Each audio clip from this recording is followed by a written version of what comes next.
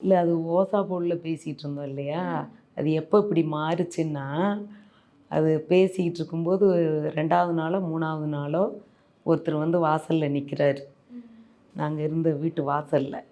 அப்போ இங்க உள்ள பேசிக்கிட்டு இருக்காங்க.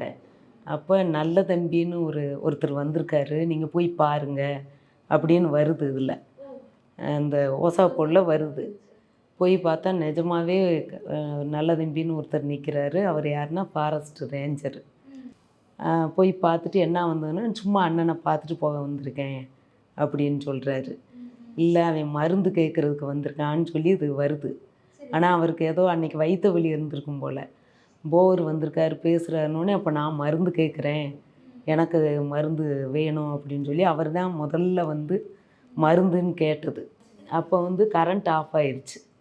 அப்போ நானே பேசியிருக்கேன். எப்படி நடந்துச்சுன்னு எனக்கு இது இல்லை.